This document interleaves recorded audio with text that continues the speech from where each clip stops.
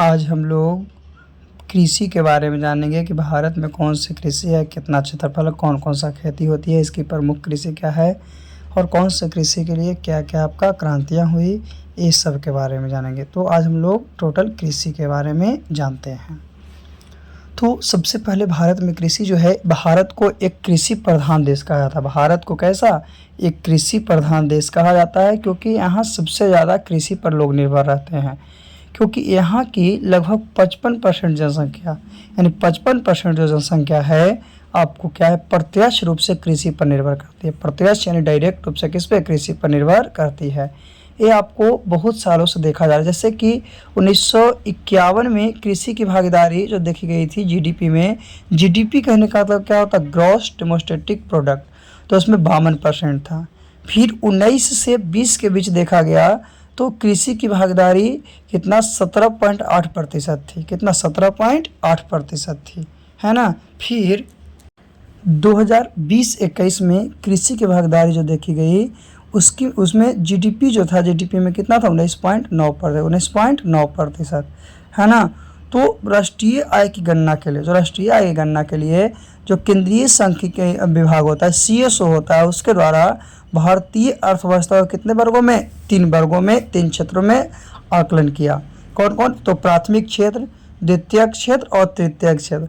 तो प्राथमिक क्षेत्र जो था यानी प्राइमरी सेक्टर था, उसको कृषि क्षेत्र कहा। जो द्वितीयक क्षेत्र था उसे उद्योग क्षेत्र कहा और तृतीयक क्षेत्र था उसे सेवा क्षेत्र कहा। तो एक क्वेश्चन अक्सर पूछता है कि उद्योग क्षेत्र को क्या कहते हैं, तो द्वितीयक क्षेत्र यानी द्वितीय क्षेत्र, कृषि क्षेत्र को तो प्राथमिक क्षेत्र, सेवा क्षेत्र को तो तृतीय क्षेत्र। तो इस तरह से किसके आधार पर, तो राष्ट्रीय आय की गणना विधि के आधार पर केंद्रीय सांख्यिकी संगठन द्वारा क्या क्या अर्थव्यवस्था को 3 क्षेत्रों में आकलन किया गया, प्राथमिक क्षेत्र, द्वितीयक क्षेत्र और तृतीयक क्षेत्र। प्राथमिक क्षेत्र कृषि क्षेत्र, द्वितीयक उद्योग और तृतीयक सेवा क्षेत्र। चलिए आगे हम लोग चलते हैं। तो भारत में कृषि जो है कितना, 55% कृषि क्षेत्र जो है आपका मानसून पर निर्भर करता है। किस पे, मानसून पर निर्भर करता है ना। कितना परसेंट, 55%। और 45% जो क्षेत्र है सिंचित है। 45% क्या है, सिंचित, यानी 55% खेती जो है मौसम पे आपका क्या रहता है, निर्भर होता है। और 45% जो है वो आपका सिंचित है, वहाँ पे पानी की व्यवस्था है। आगे हम लोग भारतीय किसान के बारे में जानते हैं कि भारतीय किसान को कितने वर्गों में बांटा गया है। तो भारतीय किसान क्या करता है कि 60 से 65% जो है ना वो खाद्यान्न फसल को उगाता है, यानी खाने वाले फसल को उगाता है। जैसे में गेहूँ हो गया, चावल हो गया। और 35 से 40% वाणिज्य फसल को उगाता है, जैसे में आपका कपास हो गया, जूट हो गया। तो इस तरह से आपको किसान जो फसल को उपजाता है, यानी खाद्यान्न फसल को ज़्यादा उपजाता है और वाणिज्य फसल को कम उपजाता है। अब हम लोग देखते हैं कि भारत में कुल क्षेत्रफल कौन कौन भूमि का कितना है, तो भारत में कुल क्षेत्रफल 51% पे कृषि जैसा कि दिखाया गया, खेती 21% पे वन जैसा कि आपको फिगर में दिखाया गया है, 24% बंजर भूमि है, 24% क्या है, बंजर भूमि है। और 4% पे चारागाह है। यानी भारत का कुल क्षेत्रफल 100% में 51% पे कृषि, 21% पे वन, 24% बंजर भूमि है और 4% जो है चारागाह के लिए। चारागाह यानी कि जानवरों को चरने के लिए है। बंजर यानी कि उसमें कुछ भी नहीं होगा। वन यानी कि पेड़ पौधा है और कृषि यानी कि खेती बाड़ी हो रही है। ऐसे हम लोगों को कितना, 33% होना चाहिए वन, लेकिन वन की क्या है, कमी है ना। इसीलिए हम लोग सही से नहीं रह पाते हैं। चलिए आगे हम लोग चलते हैं। भारत के कृषि जलवायु क्षेत्र क्या है, तो हर पौधा एक विशिष्ट जलवायु में ही अपना विकास करता है, यानी हर पौधे के लिए अलग अलग जलवायु की आवश्यकता होती है। जैसे गेहूँ एक शीतोष्ण कटिबंधीय पौधा है, अतः इसे सर्दी की ऋतु में उगाया जाता है। लेकिन धान जो है उष्णकटिबंधीय है, अतः गर्मी का मानसून के समय उगाया जाता है। देखिएगा, ऐसा नहीं है कि दोनों का समय चेंज होता है, सभी के लिए अलग अलग अनुकूल होते हैं। जैसे कि पकने के लिए अलग है, उसको काटने के लिए अलग है। तो जलवायु के आधार पर योजना आयोग ने भारत को कुल 15 कृषि जलवायु क्षेत्र में विभाजित किया। क्या वो 15 में विभाजित किया है। पहला है पश्चिमी हिमालय भाग, दूसरा है पूर्वी हिमालय भाग, तीसरा है निचला निचला गांगेय मैदानी क्षेत्र, चौथा है मध्य गांगेय मैदानी क्षेत्र, पांचवा है उच्च गांगेय मैदानी क्षेत्र, छठा है गांगो पार मैदानी क्षेत्र, सातवां है पूर्वी पठार एवं पर्वतीय क्षेत्र, आठवां है केंद्रीय पठार एवं पर्वतीय क्षेत्र, नौवां पश्चिमी पठार तथा पर्वतीय क्षेत्र, 10वां जो है पूर्वी तटीय मैदानी क्षेत्र एवं पर्वतीय क्षेत्र, फिर 12 नंबर में पश्चिमी तटीय मैदानी क्षेत्र एवं पश्चिमी क्षेत्र, और 13 नंबर में गुजराती मैदानी क्षेत्र एवं पर्वतीय क्षेत्र, 14 में पश्चिमी मैदानी क्षेत्र और पर्वतीय क्षेत्र, और 15 में द्वीप क्षेत्र है। तो ये आपका क्षेत्र है। चलिए आगे चलते हैं। तो भारतीय कृषि के समझ कुछ समस्या, कौन कौन सी समस्या है? तो सबसे पहले है कि मानसून पर अत्यधिक निर्भरता। क्यों? क्योंकि कृषि के लिए हम लोग मानसून पर निर्भर करते हैं। यानी भारतीय कृषि को मानसून का जुआ भी कहते हैं कि जब मानसून सही रहेगा तभी हम लोगों को कोई कृषि हो पाएगा। क्योंकि कितना तो 55% जो है ना इस पे आधारित है ना, मानसून पर। फिर कृषि पर अशिक्षित एवं परंपरावादी होना, यानी भारत का अधिकतर किसान अशिक्षित है। अशिक्षित यानी कि ज़्यादा पढ़े लिखे नहीं है, तो पुराने तकनीके से कृषि करता है तो उसमें भी ज़्यादा बढ़ोतरी नहीं होता है। फिर क्या समस्या है कि कृषि जोत का छोटा आकार होना, जो आकार है वो छोटा है। जैसे भारत का 2/3 किसानों के पास 1 हेक्टेयर से भी कम क्या है ज़मीन है, यानी 3 भूमि में से 2 ऐसे किसान हैं जिसके पास 1 हेक्टेयर से भी कम ज़मीन है। तो जोत छोटा रहेगा तो सही है कि आपका उसमें क्या होगा, कृषि में समस्या आएगी। फिर बीज की निम्न गुणवत्ता, यानी निम्न गुणवत्ता नहीं, नॉर्मल गुणवत्ता रहता है, नॉर्मल आपका क्वालिटी रहता है, इसका कारण। तो भारत में कृषि पर रिसर्च करने के लिए बहुत कम राशि खर्च की जाती है। भारत में कृषि पर रिसर्च करने के लिए बहुत कम पैसे को खर्च किया जाता है, और यहाँ पर निम्न गुणवत्ता के बीज क्या प्रयोग किए जाते हैं, और इस कारण से हम लोग को क्या होता है, पैदावार बहुत कम होता है ना। तो यानी कि हम लोग को जो क्या बीज है वो भी, बीज की भी क्या है, कमियाँ हैं। तो बीज की कमियाँ के कारण भी हम लोगों को फसल में क्या होता है कि यानी कृषि में उत्पादकता में कमी आती है। चलिए आगे हम लोग देखते हैं। तो पाँचवा क्या है, भंडारण की पर्याप्त सुविधा। तो भंडारण की पर्याप्त सुविधा न होने के कारण भारत में बहुत सारा अनाज का तो सड़ जाता है, खराब हो जाता है। यहाँ पे भंडारण की भी सुविधा नहीं है। तो ये 5 जो है समस्याएं बहुत ज़्यादा है। चलिए आगे। हम लोग ऋतुओं के आधार पर फसलों को वर्गीकरण करते हैं। तो ऋतु के आधार पर फसल 3 वर्गों में बांटते हैं। पहला रबी फसल, दूसरा खरीफ फसल, और तीसरा जायद फसल। तो रबी फसल कहने का मतलब क्या है, रबी फसल जो है इसकी बुआई यानी रोपा जो जाता है अक्टूबर नवंबर में, और कटाई जो है इसकी मार्च अप्रैल में होती है। उसी तरह से खरीफ फसल की बुआई जून जुलाई में होती है, और कटाई नवंबर दिसंबर में। और जो जायज़ फसल है, जायज़ फसल का बुआई मार्च में होता है और कटाई जो है जून में होती है। तो इस तरह से जो तीनों फसल है ऋतु के आधार पर वो अलग अलग मंथ में रोपा जाता है, अलग अलग मंथ में क्या किया जाता है, काटा जाता है। इस तरह से 12 मंथ आपका क्या होता है, फसलों का मतलब कि 12 मंथ फसल लगा रहता है। तो रबी फसल जो है शीत ऋतु की फसल है। रबी फसल जो है किसकी, शीत ऋतु की फसल है। और खरीफ फसल जो है मुख्य रूप से मानसून ऋतु की फसल है। किसकी, मानसून। जैसे कि अभी अगर बारिश नहीं होगी तो धान होगा, नहीं होगा, तो क्या मानसून पर निर्भर है। जायज़ फसल जो है रबी और खरीफ फसल के बीच के सूखे मौसम में उगाई जाती है ना। तो रबी फसल में कौन, गेहूँ आता है, जौ आता है, सरसों आता है, चना आता है, मटर आता है, आलू और भी चीज़ आती है।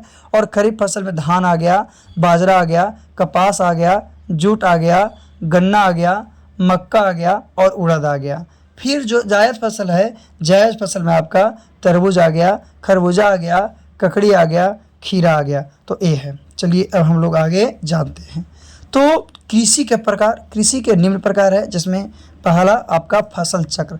फसल चक्र कहने का मतलब क्या है कि भूमि के किसी भाग से, भूमि का कोई भाग है उससे योजनाबद्ध रूप से बदल बदल कर फसल प्राप्त करना। बदल बदल से अभी गेहूँ लगाए हैं तो गेहूँ के बाद क्या है, चावल लगाएंगे, धान लगाएंगे, फिर मसूर लगाएंगे। तो बदल बदल कर हम लोग फसल को उगाते हैं। इसी को हम लोग फसल चक्र कहते हैं। और इससे मिट्टी की उर्वरा शक्ति हमेशा बनी रहती है, मिट्टी की उर्वरा शक्ति बनी रहती है।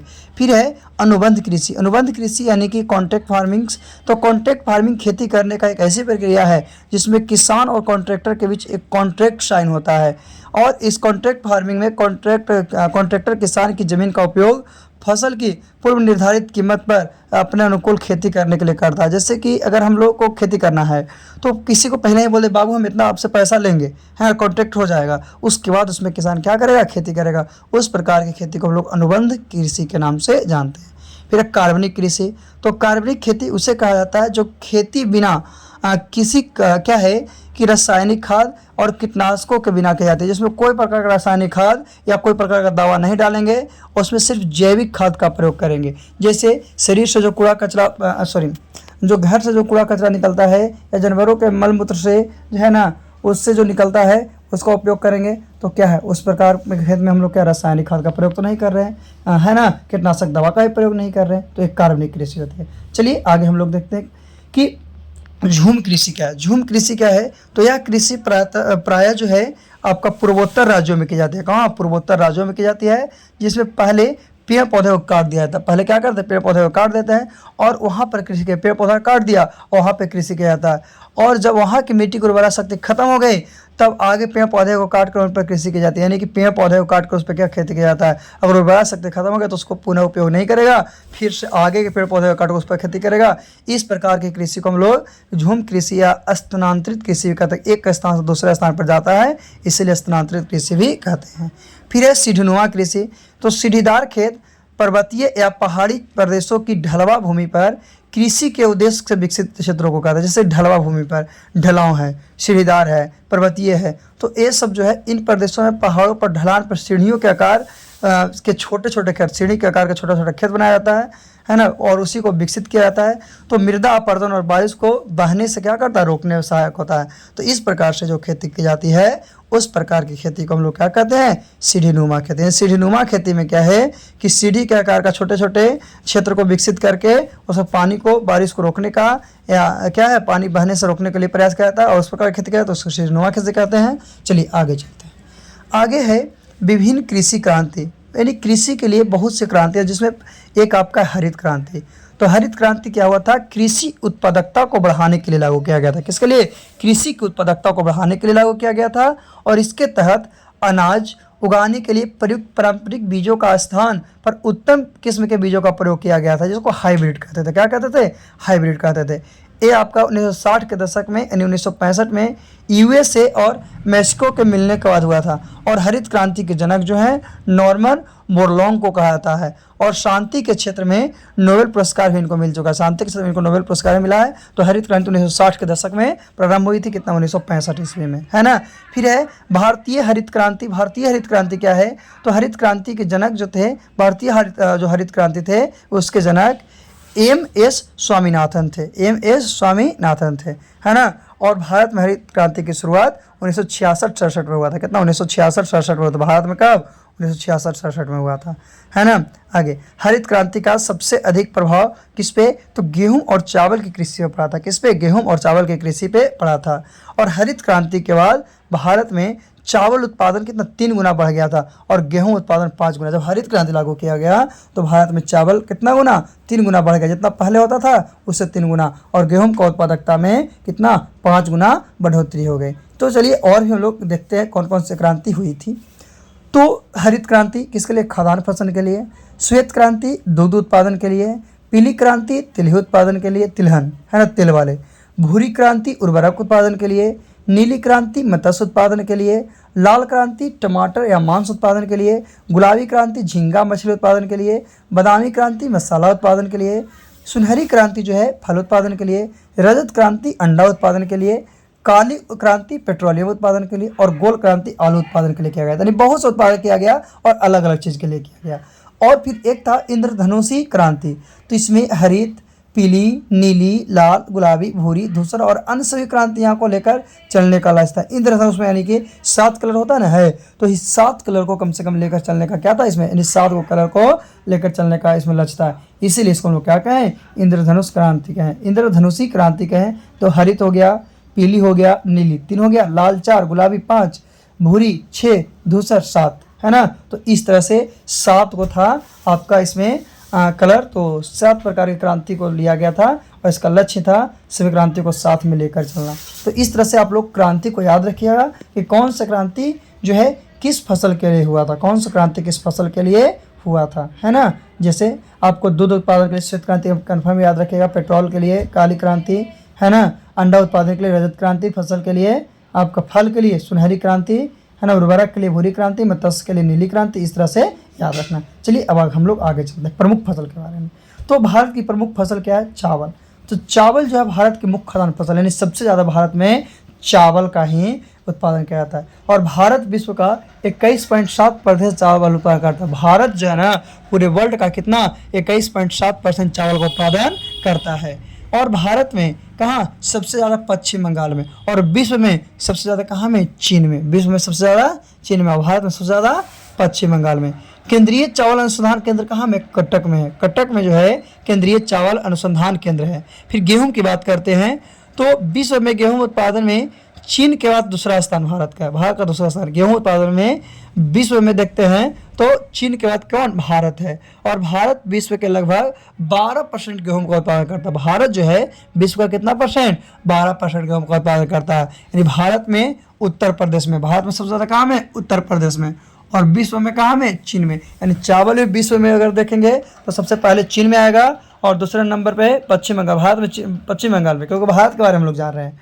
फिर क्या है, गेहूं को देखेंगे तो विश्व में देखेंगे तो चीन में आएगा, और भारत में देखेंगे तो यूपी में आएगा।